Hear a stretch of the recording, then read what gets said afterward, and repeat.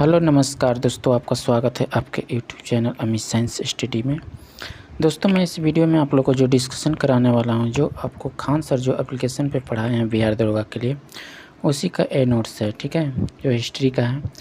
दोस्तों, इससे पहले मैं आप लोग को जो दो चैप्टर करा दिया हूँ, आप जाकर देख सकते हैं। प्लेलिस्ट में मैं उसका वीडियो डाल दिया हूँ। ठीक है, प्ले लिस्ट बना दिया हूँ। तो ए3 है, देखिए ऐतिहासिक काल हो जाएगा। ठीक है, इसका दोस्तों आपको PDF टेलीग्राम पे मिल जाएगा। आप टेलीग्राम से जुड़ जाइए और वहाँ पे PDF मैं अपलोड कर दिया हूँ, वहाँ से जाकर डाउनलोड कर लीजिएगा। ठीक है, तो चलिएगा देखते हैं आज का क्वेश्चन हम लोग।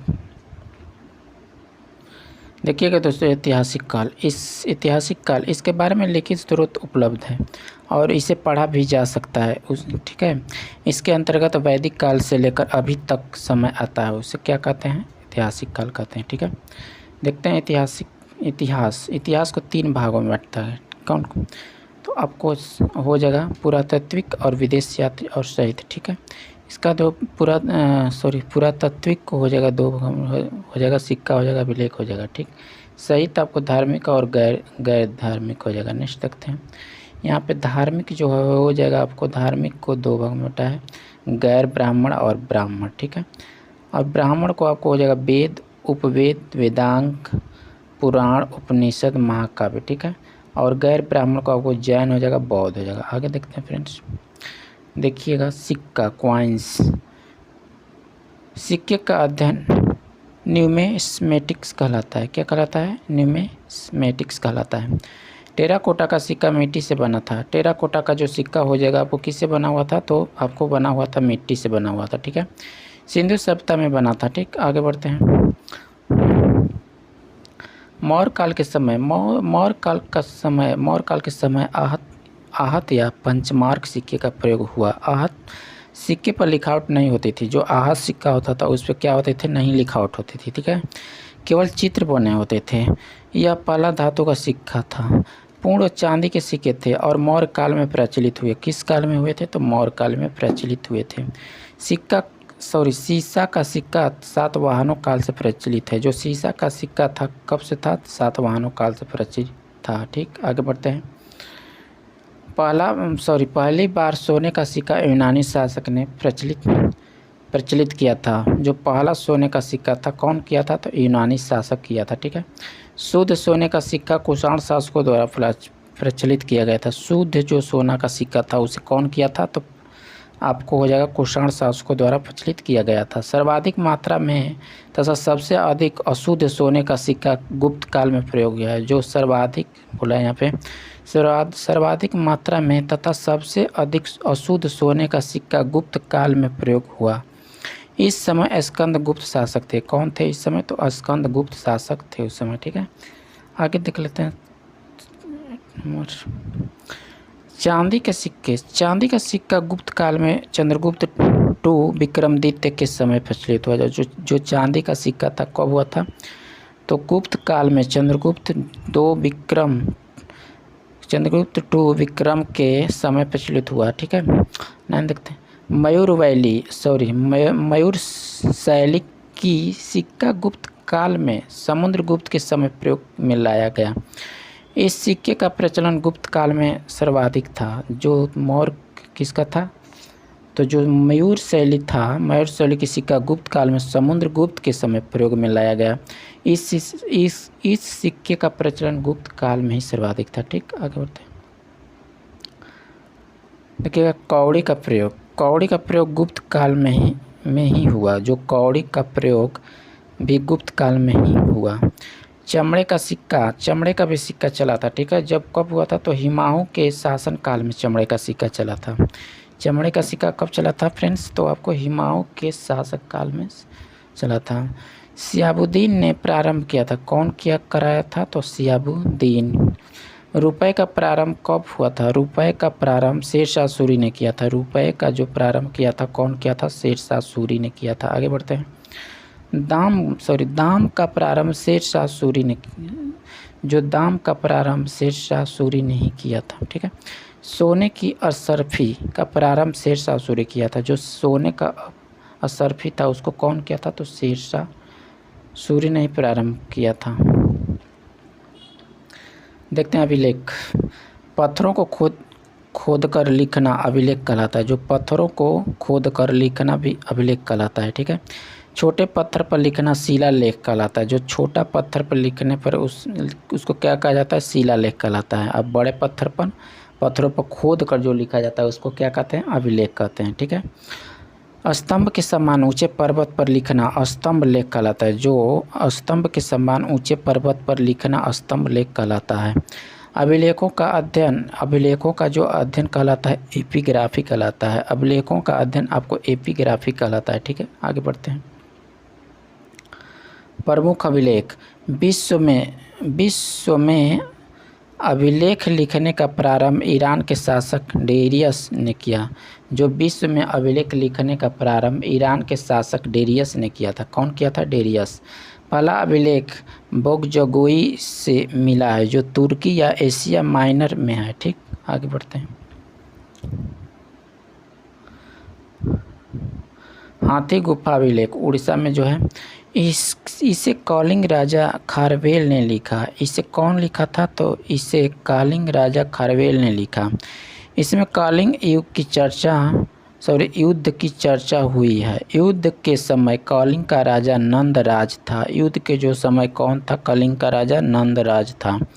गंग वंश ऐतिहासिक अभिलेख जो कहाँ पे है? तो राजस्थान में है।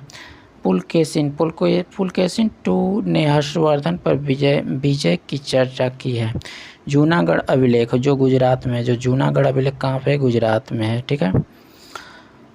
इसमें रुद्रा दामन ने सुदर्शन झील की चर्चा की। किस झील की है? तो आपको रुद्रा दामन में सुदर्शन झील की चर्चा की है। उस झील को चंद्रगुप्त मौर्य ने बनवाया। कौन बनवाया था? तो चंद्रगुप्त मौर्य बनवाया था सुदर्शन झील को, ठीक। आगे देख लेते हैं। प्रयोग अभिलेख इलाहाबाद। इसमें समुद्रगुप्त ने अपने विजय अभियान की चर्चा की है। स्तंभ लेख। यह स्तंभ के समान ऊंचे होते हैं, ठीक है। हेलियोडोटस गरुड़ ध्वज स्तंभ एमपी।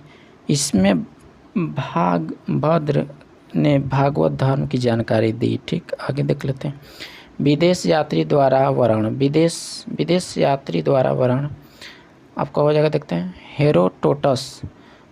हेरोटोटस को हिस्टोरिका कहते हैं। मेगास्थनीज को इंडिका कहते हैं, ठीक है। पेरिप्लस ऑफ द एर्थ्रीम सी अज्ञात। टॉलमी हो जाएगा। जियोग्राफिका हो जाएगा। प्लिनी हो जाएगा। नेचुरल हिस्टोरिका हो जाएगा। नेक्स्ट देखते हैं। अलबरूनी किताबुल हिंद तहकीक ए हिंद। मार्को पोलो चीन का यात्री। फैयान को क्यू की चंद्रगुप्त टू है, ठीक है। हेनसोंग हो जाएगा। सी युग की हर्षवर्धन। तारानाथ हो जाएगा। कांस्य युग तंग युग, ठीक। फैयान जो 399 ईस्वी को क्यू की पुस्तक यह चंद्रगुप्त टू विक्रमादित्य के दरबार में आया था। इसमें उस समय के भवन तथा कौड़ी की चर्चा है, ठीक। आगे देखते हैं। संयुगन 518 ईस्वी से चीन। इसने अपने 3 वर्ष की यात्रा में बौद्ध धर्म की प्राप्तियां एकत्रित की। हेनसोंग 629 ईस्वी CU की यह हर्षवर्धन के दरबार में आया था, ठीक है। इसने नालंदा विश्वविद्यालय में अध्ययन तथा अध्यापन दोनों किया था। अध्ययन और अध्यापन दोनों किया था, ठीक है। कौन? तो हेनसोंग, ठीक। इसे यात्री का राजकुमार कहते हैं। इसे यात्रियों का क्या कहते हैं? राजकुमार कहते हैं, ठीक। इतिसंग जो 673 ईस्वी यह चीनी यात्री था। यह त्रिपिटक की 400 प्रतियां अपने साथ चीन लेकर गया था। कितना लेकर गया था? चीन लेकर गया था। कितना? 400। इब्न बतूता यह मॉस्को के रहने वाला था जो 7000 किमी की यात्रा करके मोहम्मद बिन तुगलक के दरबार में आया था। कितना? तो 7000 किलोमीटर, ठीक है। इसकी पुस्तक रेहला है। आगे बढ़ते हैं। अब्दुल रज्जाक यह फारस का रहने वाला था। विजयनगर काल में आया था। इसका पुस्तक मतला ए शाहीन है यह कृष्णदेवराय के दरबार में आया था। किसके दरबार में आया था? कृष्णदेवराय। फाहियान जो 399 ईस्वी को क्यू की पुस्तक यह चंद्रगुप्त टू विक्रमादित्य के दरबार में आया था। इसमें उस समय के भवन तथा कौड़ी का चर्चा है। ठीक है, आगे देखते हैं। सयुगन 518 ईस्वी चीन। इसने अपने 3 वर्ष की यात्रा में बौद्ध धर्म की प्राप्तियां एकत्रित की। हैंसोंग CU की यह हर्षवर्धन के दरबार में आया। ठीक है, आगे देखते हैं। इसने नालंदा विश्वविद्यालय में अध्ययन तथा अध्यापन दोनों किया था। इसे यात्रियों का राजकुमार कहते हैं। ठीक, आगे बढ़ते हैं, देखते हैं इंगित जो 673 ईस्वी या चीनी या पिटक की 400 प्रतियां अपने साथ लेकर गया था। इब्न बतूता यह मोरक्को का रहने वाला था। 7000 किमी की यात्रा करके मोहम्मद बिन तुगलक के दरबार में आया। इसकी पुस्तक रेहला थी। इसकी पुस्तक कौन थी? रेहला थी। ठीक, आगे देखते हैं। अब्दुल रज्जाक यह फारस का रहने वाला था। कहाँ का? फारस का रहने वाला था। विजयनगर काल में आया था। इसका पुस्तक मतला शाहीन है यह कृष्णदेवराय के दरबार में आया था। अब्दुल जो रजक था किसके दरबार में आया था? तो कृष्णदेवराय के दरबार में आया था। साहित्य स्रोत हो जाएगा, देखते हैं। लिखित स्रोत को साहित्य स्रोत कहते हैं। प्राचीन इतिहास की जानकारी का यह सबसे बड़ा स्रोत है। गैर धार्मिक स्रोत इसका संबंध किसी भी धर्म से नहीं रहता है। उदाहरण जैसे अर्थशास्त्र है। धार्मिक स्रोत इसका संबंध किसी न किसी धर्म से रहता है। गैर ब्राह्मण वैसा स्रोत जिसका संबंध हिंदू धर्म से नहीं रहता है, उसे गैर ब्राह्मण कहते हैं। जैन साहित्य यह प्राकृतिक भाषा में मिले हैं। इन्हें आगम कहते हैं। उदाहरण जैसे 12 अंग और 12 उपांग, अचरांग सूत्र, भगवती सूत्र, कल्प सूत्र आदि पुराण। ठीक है, बौद्ध साहित्य पाली भाषा में मिले हैं। बौद्ध साहित्य जो है किस भाषा में मिले? पाली भाषा में मिले हैं। जातक ग्रंथ में महात्मा बुद्ध के पूर्व जन्म की 200 कहानियाँ हैं। कितनी है? तो 200 कहानियाँ हैं। ठीक है। ललित विस्तार में महात्मा बुद्ध की पूरी जीवनी है। ठीक है। अंगुत्तर निकाय में 16 महाजनपदों की चर्चा है। जो अंगुत्तर निकाय जो है उसमें कितना महाजनपदों की चर्चा है? तो 16। ठीक है फ्रेंड्स, आगे देखते हैं। बौद्ध धर्म की सबसे पवित्र पुस्तक कौन है? बौद्ध धर्म की सबसे पवित्र पुस्तक त्रिपिटक है। और हिंदू धर्म की पवित्र पुस्तक आप कमेंट बॉक्स में बताइएगा क्या है। ठीक है, त्रिपुस्तकों का समूह है। ठीक है, सूत्र पिटक यह सबसे बड़ा पिटक है। इसे बौद्ध धर्म का एनसाइक्लोपीडिया कहते हैं। ठीक है, विनय पिटक यह सबसे छोटा पिटक है। इसमें बौद्ध धर्म के प्रवेश की चर्चा है विनय पिटक में। ठीक, अभिधम पिटक इसमें महात्मा बुद्ध के दार्शनिक विचारों की चर्चा है। ठीक है फ्रेंड्स, आगे देखते हैं। वेद का अर्थ होता है ज्ञान होता है। वेद ज्ञानी, ब्राह्मण ग्रंथ ज्ञानी। ठीक है, ऋग्वेद हो इसका ज्ञानी होगा और ब्राह्मण ग्रंथ आपको कौशकीय हो जाएगा, ऐतरेय, और इसका उपवेद हो जाएगा आयुर्वेद हो जाएगा, और ज्ञानी हो जाएगा प्रजापति। सामवेद का हो जाएगा उद्गर्ता हो जाएगा ज्ञानी, उद्गाता पंचवीस हो जाएगा गंधर्व वेद हो जाएगा नारद हो जाएगा। यजुर्वेद का हो जाएगा आयु हो जाएगा, तैत्रेय हो जाएगा शतपथ हो जाएगा। ठीक है फ्रेंड्स, और उपवेद हो जाएगा अनुवेद हो जाएगा विश्वामित्र। ठीक है, जो विश्वामित्र लिखते हैं। ठीक है, यजुर्वेद। आगे देख लेते हैं ज्ञानी जो हो जाएंगे। अथर्ववेद हो जाएगा ब्राह्मण, जो ज्ञानी हो जाएगा ब्राह्मण, आपका ब्राह्मण ग्रंथ हो जाएगा गोपथ हो जाएगा, और उपवेद हो जाएगा शिल्पवेद, और इसका ज्ञानी हो जाएगा विश्वकर्मा। आगे बढ़ते हैं। वेदों की रचना ईश्वर ने की। जो वेद है वेदों की रचना कौन किए थे? ईश्वर ने की है। अतः वेद को अपौरुषेय कहा जाता है। गुप्त काल में कृष्ण द्रव्यान व्यास ने वेदों का संकलन किया। प्रारंभ में वेदों की संख्या 3 थी, जो शुरू में कितनी थी? 3 थी, ठीक है। ऋग्वेद, सामवेद तथा यजुर्वेद थी। अतः वेद को त्रयी कहा जाता है। वेद को क्या कहते हैं? त्रयी कहा जाता है, ठीक है। अथर्ववेद को बाद में शामिल किया गया, इसीलिए इसे वेद त्रयी भी नहीं रखते हैं, ठीक। आगे देखते हैं। ऋग्वेद, इसका शाब्दिक अर्थ है मंत्रों ऋचाओं का संग्रह होता है, इसे ऋग्वेद कहते हैं। जैसे इसमें 10 मंडल 1028 सूक्त हैं, ठीक है, सूक्त हैं तथा 10,580 ऋचाएँ हैं। ऋचाओं की अधिकता के कारण इसे ऋग्वेद कहते हैं। यह सबसे प्राचीन एवं सबसे बड़ा वेद है। इसमें गायत्री मंत्र की चर्चा की गई है, ठीक है, जो सूर्य भगवान को समर्पित है। आगे बढ़ते हैं। पहली बार शूद्र का प्रयोग ऋग्वेद में हुआ था। जो पहली बार शूद्र का प्रयोग कब हुआ था? ऋग्वेद में हुआ था, ठीक है। ऋग्वेद का दूसरा तथा 7वां मंडल पुराना है, क्योंकि इसका संकलन बाद में हुआ था, ठीक है। 9वें मंडल में सोम देवता की चर्चा है। जो 9वां मंडल है उसकी किस देवता की है? सोम मंडल की, ठीक है। ऋग्वेद के ज्ञानी को होत कहते हैं। जो ऋग्वेद का ज्ञानी होते हैं उसे क्या कहा जाता है? तो होत कहा जाता है। ऋग्वेद का उपवेद आयुर्वेद है, जिसमें चिकित्सा की चर्चा है, ठीक है। इसने ज्ञानी का प्रजापति कहते हैं, ठीक है। इसमें 10 राजयुद्ध की चर्चा है, ठीक। आगे बढ़ते हैं फ्रेंड्स, देखते हैं 2 नंबर। सामवेद, साम का शाब्दिक अर्थ है गान होता है। इसमें 1875 मंत्र हैं, किंतु वास्तव में 99 मंत्र हैं सामवेद के हैं। बाकी मंत्रों को ऋग्वेद के ग्रहण कर लिया, ठीक है। सामवेद में भारतीय संगीत के 7 स्वर हैं। कौन कौन हो जाएंगे? सा रे ग म प ध नि सा हो जाएगा, ठीक है। ये संगीत यज्ञ के समय गाए जाते हैं। जो है गद, ये संगीत यज्ञ के समय गाए जाते हैं। सामवेद ज्ञानी को उदरता कहते हैं, ठीक है। सामवेद का उपवेद गंधर्व वेद हो जाएगा, ठीक है। गंधर्व वेद के ज्ञानी को नारद कहते हैं। गंधर्व वेद के ज्ञानी को क्या कहा जाता है? नारद कहा जाता है। भारतीय संगीत का जन्म सामवेद को कहा जाता है। किसको कहा जाता है? सामवेद को कहा जाता है।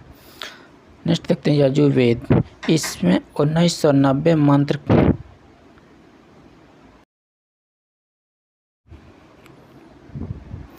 यजुर्वेद, इसमें 1990 मंत्र, इसमें युद्ध एवं कर्म कांड की चर्चा है। यह एकमात्र वेद है जो गद और पद दोनों में आता है, ठीक है। इससे 2 भागों में बांटते हैं। कृष्ण यजुर्वेद गद, शुक्ल आपको हो जाएगा यजुर्वेद पद, ठीक है। इस ज्ञानी को अर्धयु कहते हैं। यजुर्वेद का उपवेद धनुर्वेद है, ठीक है। धनुर्वेद के ज्ञानी को विश्वामित्र कहते हैं। आगे बढ़ते हैं। अथर्ववेद, इसकी रचना सबसे बाद में उत्तर वैदिक काल में हुई। 6000 मंत्र है, ठीक है। इसमें जादू टोना वशीकरण रोग निवारण औषधि इत्यादि की चर्चा है। अथर्ववेद का उपवेद शिल्पवेद है। आगे बढ़ते हैं, देखते हैं। अथर्ववेद के ज्ञानी को ब्रह्मा कहा जाता है, ठीक है। अथर्वा ऋषि ने इस वेद को लिखा, ठीक है। अथर्ववेद में सर्वप्रथम मगध, अंग और राजा परिस्थिति के बारे में उल्लिखित किया गया है। ब्राह्मण ग्रंथ, वेदों को अच्छी तरह से समझने के लिए ब्राह्मण की रचना किया गया है। सभी वेद के अपने अपने ब्राह्मण ग्रंथ हैं। नोट देखते हैं फ्रेंड्स, देखिएगा नोट। वैदिक काल में जौ, गेहूँ, गोधूम, चावल भी कहा जाता है, ठीक है। अरक्यक वैसे पुस्तक जिसकी रचना जंगल में की गई हो, ठीक है, अरक्य कहलाता है। इसकी संख्या 7 है। अथर्ववेद को छोड़कर सभी पुस्तक अरण्य है। वेदांग, वेदों की भली भांति समझने के लिए वेदांग की रचना की गई है, ठीक है फ्रेंड्स। आगे देखते हैं। वेदांग देखिए, वेदांग 6 हैं, ठीक है। व्याजो, जो आपको व्याकरण हो जाएगा, ज्योतिष और आपका हो जाएगा इसका जो सूत्र याद कर सकते हैं, ब्याजो नीसी कुछ, ठीक है। तो ब्याज से व्याकरण हो जाएगा, ट्रिक है ज्योतिष, नी से हो जाएगा अपनिरुक्त और सी से हो जाएगा शिक्षा, क से हो जाएगा कल्प, छंद हो जाएगा। नेक्स्ट बढ़ते हैं फ्रेंड्स, देखिएगा व्याकरण अष्टाध्यायी पाणिनि, ठीक है। ज्योतिष से वृद्ध, संहिता हो जाएगा वराह मिहिर, निरुक्त हो जाएगा निरुक्त शास्त्र हो जाएगा, ठीक है। शिक्षा हो जाएगा शिक्षा शास्त्र हो जाएगा, कल्प हो जाएगा कल्प शास्त्र, छंद हो जाएगा छंद शास्त्र। आगे बढ़ते हैं, निरुक्त की रचना यास्क महोदय ने किया, जिसका अर्थ भाषा विज्ञान होता है। गौतम ऋषि ने कल्प की रचना किया। वेद वेदांग पढ़ाने वाले अध्यापक को उपाध्याय कहते हैं। आगे बढ़ते हैं फ्रेंड्स, देखिएगा पुराण हो जाएगा, इसकी रचना महर्षि लोमहर्ष तथा उग्रश्रवा ने किया। इसकी संख्या 18 है। इसमें 5 वेद या वेदांगों का वेद कहते हैं। इसमें प्राचीन राजवंश की जानकारी मिलती है। स्त्री और शूद्र को इसे पढ़ने की अनुमति नहीं थी, वे इसे सुन सकते थे, ठीक। आगे देखते हैं, विष्णु पुराण, इससे मौर्य वंश की जानकारी मिलती है। मत्स्य पुराण, इससे सातवाहन वंश की जानकारी मिलती है। इसमें विष्णु भगवान के 10 अवतारों की चर्चा है, ठीक है। वायु पुराण, इसमें गुप्त वंश की जानकारी मिलती है। इसमें लिखा है कि समुद्रगुप्त का घोड़ा 3 समुद्र का पानी पीता था। आगे बढ़ते हैं, देखिएगा फ्रेंड, उपनिषद, इसका अर्थ होता है गुरु के समीप बैठकर ज्ञान प्राप्त करना। यह ब्राह्मणों के विरुद्ध राजपूतों की एक प्रक्रिया मानी जाती है, ठीक है। उपनिषद 108 उपनिषद हैं, किंतु 13 उपनिषद को ही मान्यता प्राप्त है। आपको बृहद नारायण उपनिषद, यह सबसे बड़ा तथा प्राचीन है। कठोर उपनिषद, इसमें यम एवं नाचिकेता की चर्चा है। इसमें ओम शब्द का महत्व को दर्शाया गया है, ठीक है। आगे देखते हैं, मुंडकोपनिषद, इसमें सत्यमेव जयते की चर्चा है। जबालोपनिषद, इसमें ब्रह्मा विष्णु एवं महेश अर्थात त्रिमूर्ति की चर्चा है। सर्वप्रथम 4 आश्रमों के बारे में उल्लेख इसी उपनिषद में किया गया है, ठीक है। अलोपनिषद, यह सबसे बाद का उपनिषद है। इसकी रचना अकबर के साथ हुई। नेक्स्ट देखते हैं, स्मृति साहित्य, इसमें प्राचीन राजवंश की जानकारी मिलती है। स्मृति साहित्य की संख्या 36 है। विष्णु स्मृति प्लस नारद स्मृति से गुप्त काल की जानकारी मिलती है। मनु स्मृति तथा याज्ञवल्क्य स्मृति से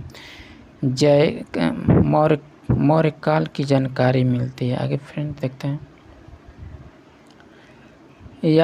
याज्ञवल्क्य स्मृति में जुआ खेलने के उचित बताया गया है, ठीक है। मनुस्मृति को धर्मशास्त्र कहते हैं। इसमें ऊंची जाति का वरीयता दी गई है। दलित तथा महिलाओं को नीचे दिखाया गया है। इसमें विवाह के लिए पुरुष की आयु 25 वर्ष तथा लड़की की आयु 12 वर्ष की बताया गया है।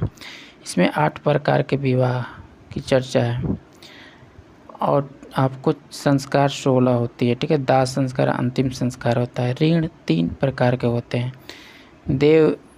देवहण धार्मिक अनुष्ठान कर, इसमें से मुक्ति मिलती है, ठीक है।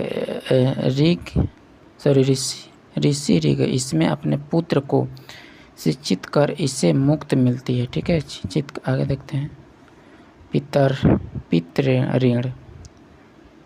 पितृऋण, संतान की उत्पत्ति कर इसे ऋण को छुटकारा पाया जा सकता है। पुरुषार्थ 4 प्रकार के होते हैं। धर्म, सामाजिक नियम व्यवस्था और आर्थिक संसाधन, ठीक है। काम हो जाएगा शारीरिक सुख भोग। आगे देखते हैं, मोक्ष आत्मा का उद्गार। आश्रम की संख्या 4 है। आश्रम की संख्या 4 है। जन्म से 5 वर्ष की अवस्था में बाल्य अवस्था को शिशु अवस्था कहते हैं, ठीक है।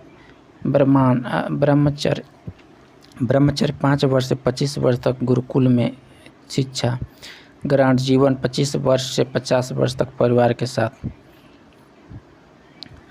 देखते हैं, वानप्रस्थ 50 वर्ष से 75 वर्ष तक सामाजिक तथा धार्मिक जीवन, ठीक है। सन्यासी 75 वर्ष से वन में तपस्या। आगे देख लेते हैं,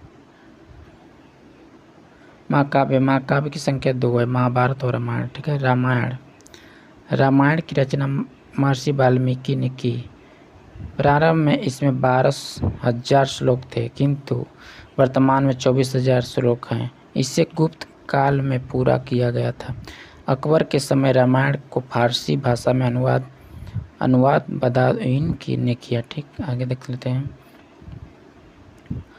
महाभारत यह विश्व का सबसे बड़ा महाकाव्य है। इसकी रचना वेद व्यास ने की है। इसका प्रारंभिक नाम जय संहिता था। ठीक है, जिसमें 8,800 श्लोक थे। वर्तमान में 1,00,000 श्लोक हो गए हैं। महाभारत के खंडों को पर्व कहा जाता है। इसमें कुल 18 पर्व हैं। सबसे महत्वपूर्ण भीष्म पर्व हो जाएगा, जिसमें अर्जुन तथा कृष्ण के वार्तालाप की चर्चा है। भीष्म पर्व को भगवान गीता या गीता कहा जाता है। ठीक है। अकबर के समय महाभारत को फारसी भाषा में रजमनामा के नाम से अनुवाद किया गया था। तो वैदिक काल देखते हैं। इसे वैदिक काल से लेकर राजपूत काल तक का अध्ययन किया जाता है। ठीक है। वैदिक काल 1500 BC से 600 BC है। इसमें आपको ऋग वैदिक काल हो जाएगा और उत्तर वैदिक 1500 BC से 1000 और उत्तर वैदिक में 1000 से 600 BC। ठीक है। वैदिक समाज का निर्माता आर्य थे। वैदिक समाज के निर्माता कौन थे? आर्य थे। आर्य मध्य एशिया में मैक्समुलर से आए थे और भारत में सप्त संदर्भ प्रदेश में 7 नदियों का प्रदेश या पंजाब हरियाणा से बस गए। ठीक है। आर्यों की भाषा संस्कृत थी, जो देवताओं की भाषा थी। जिस कारण आर्य स्वयं को श्रेष्ठ कहते थे। जिन्हें संस्कृत नहीं आती थी उसे अर्थात भारत में मूल निवासियों को अनार्य या निम्न कहा जाता था। ठीक है। दक्षिण भारत का आयकरण अगस्त ऋषि ने किया। आगे देखते हैं फ्रेंड्स। उत्तर भारत का आयकरण राजा विदेह के पुरोहित पंडित गौतम राहुलगढ़ ने किया, किंतु ये गंगा नदी को पार करके पटना नहीं पहुंच पाए, जिस कारण अथर्ववेद में पाटलिपुत्र को अछूतों की भूमि कही गई है और यहाँ के गंगा जल को पवित्र नहीं माना गया है। ठीक है। आगे देखते हैं फ्रेंड्स। इस समय सबसे प्रिय पशु गाय थी। ठीक है। उस समय, ठीक है, जो समृद्धि का संकेत थी। ठीक है। गाय की हत्या करने वालों पर मृत्यु दंड दिया जाता था। राज का मुख्य कार्य गाय के लिए युद्ध करना गृहस्थ था। उस समय अर्थव्यवस्था का मुख्य आधार कृषि था। वैदिक समाज ग्रामीण सभ्यता थी। ऋग्वेद के 7वें मंडल में 10 राज युद्ध की चर्चा है, जो आर्य तथा अनार्थ के बीच हुआ। इसमें आर्य विजयी हुए अर्थात आर्यों का कबीला भरत था। इसी कारण उस समय जाति का निर्धारण कर्म के आधार पर होता है, किंतु उत्तर वैदिक काल में जाति का निर्धारण वंश के आधार पर होने लगा। उत्तर वैदिक काल में ही लोहे की खोज हुई थी। ठीक है। आगे देखते हैं। देखिएगा, ये गोल्ड हो जाएगा। ठीक है। अब व्यापार दूसरे से यहाँ नौकरी, ब्राह्मण हो जाएगा, क्षत्रिय, वैश्य, शूद्र। ठीक। आगे देखते हैं। वैदिक काल की नदियाँ, वैदिक काल के सिंधु हो जाएंगी, आधुनिक सिंध हो जाएगा। ठीक है। विस्ता आपका हो जाएगा, जो आपको प्राचीन नाम था। झेलक हो जाएगा, सुवत्तु हो जाएगा, सुवत्तु आपको स्वात हो जाएगा, गोमती हो जाएगा, गोमल, सदा नीरा आपको हो जाएगा, गंडक, विपाशा हो जाएगा, ब्यास हो जाएगा। प्राचीन नाम कुंभा का आपका हो जाएगा, आधुनिक नाम काबुल आपको हो जाएगा, दिष्टपति का वो घग्गर हो जाएगा, पुरुषणी का आपको रावी हो जाएगा, शतुद्री का आपको हो जाएगा सतलज, और अक्षितगनी का हो जाएगा चिनाब, आपका सोमा का हो जाएगा सोहन। ठीक है। कुंभ का हो जाएगा कुर्रम, विपाशा का हो जाएगा व्यास। ठीक है। आगे देखते हैं। वैदिक साहित्य में सर्वाधिक चर्चा सिंधु नदी की है, क्योंकि यह सबसे महत्वपूर्ण नदी है। वैदिक काल के देवता, आगे देखते हैं। इंद्र यह सबसे महत्वपूर्ण थे। इसकी चर्चा 250 वर्ष हुई है। इन्हें युद्ध तथा वर्षा का देवता कहते हैं। इन्हें पुरंदर भी कहते हैं। ठीक है। अग्नि, इसकी चर्चा 200 बार है। वरुण, वायु, सोम जंगल के देवता, मरुत हो जाएंगे तूफान और के देवता। आगे देखते हैं। रौद्र, यह सबसे क्रोध वाले देवता थे। इन्हें पशुओं की देवता कहते हैं। विष्णु, संरक्षक एवं पालन करता। विष्णु पशु का देवता है, ठीक है। गविष्ठ का अर्थ होता है गाय के लिए किया गया युद्ध। सीता का अर्थ होता है हल से जोती गई जमीन पर पड़ा निशान। वैदिक काल की सामाजिक व्यवस्था। इस समय सबसे बड़ा पद राजा होता था, जिसे जनता चुनती थी। राजा किसी भी निर्णय लेने से पहले विभिन्न समितियों में बैठकर चर्चा करता था, ठीक है। आगे देखते हैं। वैदिक काल में 3 प्रमुख संगठन सभा, यह निम्न साधारण लोगों के संगठन के उसकी चर्चा 8 बार हुई है, ठीक है। समिति में उच्च वर्ग के लोगों का गठन था, उसकी चर्चा 9 बार हुई है। विदर्भ यह सबसे महत्वपूर्ण संगठन था, इसकी चर्चा 100 आपको हो जाएगा, सही हो जाएगा फ्रेंड्स, इसका 122 बार हुई है, ठीक है। नोट, सभा तथा विद्वत में भाग लेने की अनुमति महिलाओं को भी थी। आगे बढ़ते हैं। वैदिक समाज की सबसे छोटी इकाई गांव थी, जिसके मालिक ग्रामीण थे। सबसे बड़ी इकाई जन होती थी, जिसका मालिक को राजन कहते हैं थे।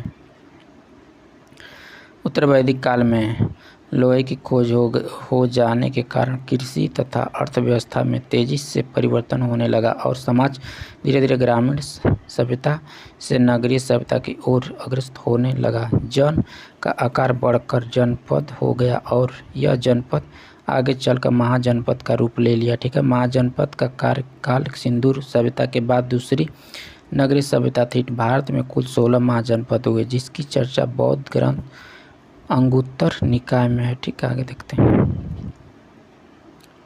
16 महाजनपद में सबसे समृद्ध का सबसे शक्तिशाली महाजनपद मगध था, जो आगे चलकर इस जनपद का अधिकार कर लिया, ठीक है। वैदिक काल में टैक्स को बलि कहते थे, जबकि देवताओं को खुश करने के लिए पशु की बलि दी जाती थी, ठीक है। इस समय का घड़ा मनका तथा मृदभांड 4 प्रकार के होते थे। आपको हो जाएगा धूसर मृदभांड, काला मृदभांड, लाल मृदभांड, मिश्रित मृदभांड, ठीक है। आगे देखते हैं। सर्वाधिक प्रचलित धूसर बुद्धभांड का था, जिस पर चित्र बने होते थे, जिसके कारण इसे चित्रित धूसर मृदभांड भी कहते हैं, ठीक है। मिश्रित मृदभांड लाल एवं काला दोनों का मिश्रण होता था, ठीक है। इस समय 3 प्रकार के यज्ञ का प्रचलन था। कौन कौन? तो आपको अश्वमेघ, इसमें घोड़ा को यज्ञ करके छोड़ दिया जाता था। जहाँ तक घोड़ा जाता था वहाँ तक का क्षेत्र राजा ले लेता था, ठीक है। घोड़ा को रोकने वाले व्यक्ति को राजा से युद्ध करना पड़ता था। आगे देखते हैं।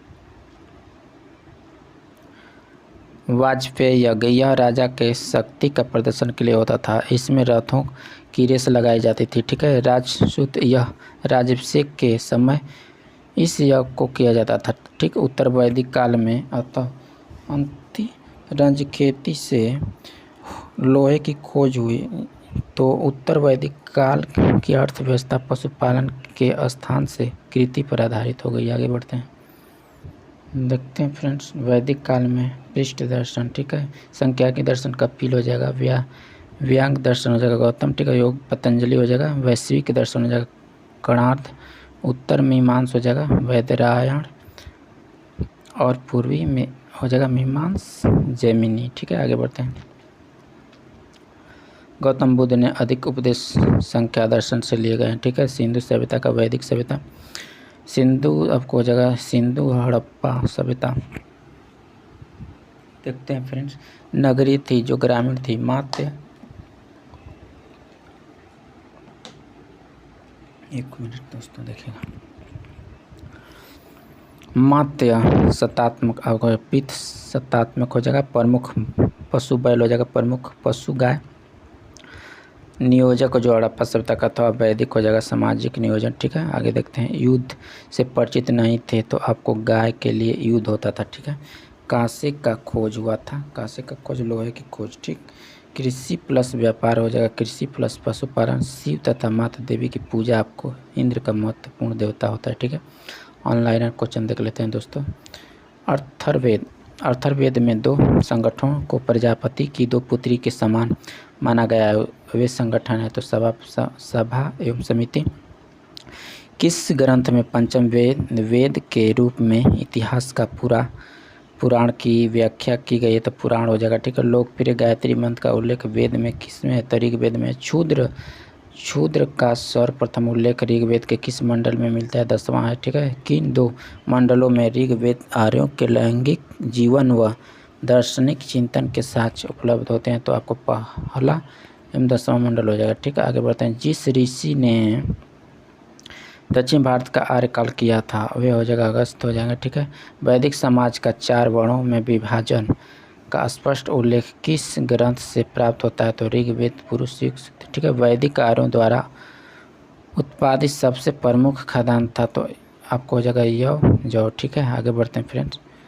पुनः जन्म के सिद्धांत का प्रथम स्पष्ट साक्ष्य किस ग्रंथ में प्राप्त होता है? तो आपको बृहदारण्यक उपनिषद, ठीक है। किस अधिकारी को राज निर्माता के रूप में जाना जाता था? तो आपको ग्रामणी हो जाएगा, ठीक है।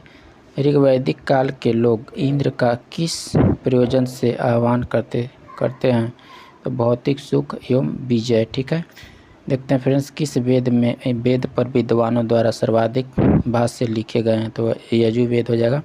वैदिक संहिता में अथर्ववेद को क्या कहा जाता है? तो ब्रह्मदेव कहा जाता है, ठीक। आगे बढ़ते हैं। देखिएगा फ्रेंड्स, ऋग्वेद में यमुना का कितनी बार उल्लेख है? 3 बार हुआ है, ठीक है। वैदिक काल में मुख्य विवाह संस्कार कहलाता है? तो आपको हो जाएगा परिग्रहण कहलाता है, ठीक है। कितने उल्लेख किया है कि ब्राह्मण को वसंत में, क्षत्रिय को इसमें, वैश्य को शांति और रथकार को वर्षों में अग्निहोत्र करना चाहिए? तो आपको हो जाएगा तैजी रे ब्राह्मण में, ठीक है। किस विवाह के अंतर्गत कन्या के पिता अथवा उसके संदर्भ द्वारा धन लेकर कन्या का विवाह करना आता है? तो असुर हो जाएगा, ठीक है। आगे देखते हैं। किस वेदांग में हमें शब्द का व्युत्पत्ति संबंध में पता चलता है? तो निरुक्त हो जाएगा। ऋग्वैदिक सभ्यता मुख्यतः किन क्षेत्रों में केंद्रित थी? तो आपको पंजाब और दिल्ली हो जाएगा। ऋग्वेद में 10वें मंडल में किसका उल्लेख पहली बार मिलता है? तो क्षुद्र हो जाएगा।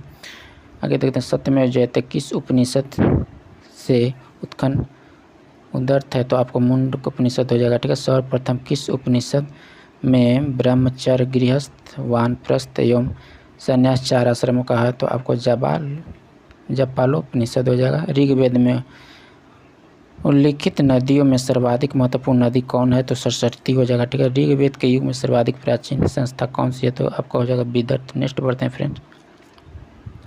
किस वेद की रचना गद एवं पद दोनों की है? तो आपको जो यजुर्वेद हो जाएगा। किस संहिता में पहली बार राजसूय अश्वमेध यज्ञों का उल्लेख मिलता है? तो आपको जगह ब्राह्मण हो जाएगा। श्रुत सूत्र से संकलन सूत्र सूची सबसे पुराना पुस्तक थी? तो आपको जगह ज्यामिति। नेक्स्ट बढ़ते हैं फ्रेंड्स। किसने उत्तर ध्रुव को आर्यों का मूल निवास बताया है? तो बाल गंगाधर तिलक हो जाएगा। नेक्स्ट देखते हैं। प्रारंभिक वैदिक समाज में मुख्यतः किस पर आधारित था? तो आपको पशुपालन पर। ऋग्वेद में एक स्थान पर 10 राजाओं के युद्ध का उल्लेख हुआ है जिसे दशराज यज्ञ कहा गया। यह युद्ध किस नदी के तट पर लड़ा गया था? तो रावी हो जाएगा। मानस्यारा, शहबाजगढ़, बोगजकोई तथा जूनागढ़ अभिलेख में से वह जो ईरान से भारत में आने की सूचना देता है? तो आपको हो जाएगा बोगजकोई। शंकराचार्य, एनी बेसेंट, विवेकानंद तथा बाल गंगाधर तिलक में से वह जिसमें आर्यों के आदि देश से के बारे में लिखा था? तो बाल गंगाधर तिलक हो जाएगा। आगे बढ़ते हैं। पुरुष मेघ का उल्लेख हुआ था शतपथ ब्राह्मण में। शतपथ ब्राह्मण का उल्लेख राजा विदय माधव से संबंधित ऋषि हो जाएगा। आपको ऋषि गौतम राहुगढ़, ठीक है। गोत्र शब्द का प्रयोग सर्वप्रथम हुआ था? तो ऋग्वेद में, ठीक है। गोत्र प्रथा का स्थापना हुई थी? तो आपको उत्तर वैदिक काल में, ठीक है। ऋग्वेद काल में जनता मुख्यतः विश्वास करती थी? तो बलि एवं कर्मकांड में। आगे देखते हैं फ्रेंड्स, देखिएगा। सिंधु, सरस्वती, विस्तार तथा यमुना में से वह नदी जिसे ऋग्वेद में मातेत्मा देवीत्मा एवं नदीत्मा के रूप में संबोधित किया गया, तो सरस्वती हो जाएगा। प्राचीन काल में आर्यों के जीविकोपार्जन का मुख्य साधन था शिकार। ठीक है फ्रेंड्स, आगे देखते हैं। देखिए गायत्री मंत्र की रचना कौन के विश्वामित्र ने किया था? पुराणों की संख्या 18 हो जाएगा। श्रीमद् भागवत गीता मौलिक में लिखी गई, संस्कृत में किस रूप में लिखी? महाभारत के मूलतः जानी जाती है तो जय संहिता से। ठीक है। हिंदू पौराणिक कथा के अनुसार समुद्र में मंथन है तो जिस सर्प से रस्सी के रूप में स्वयं को प्रस्तुत किया है तो आपको जगह वासुकी उसका नाम था। ठीक है। उपनिषद में ऋग्वेद की मूल लिपि थी ब्राह्मणी थी। ठीक है। वैदिक कर्मकांड में होता है संबंध है तो ऋग्वेद से है। ठीक है। अवेस्ता और ऋग्वेद में समानता के अवेस्ता संबंधित है तो ईरान हो जाएगा, ईरान से। ठीक। नेक्स्ट देखते हैं फ्रेंड्स।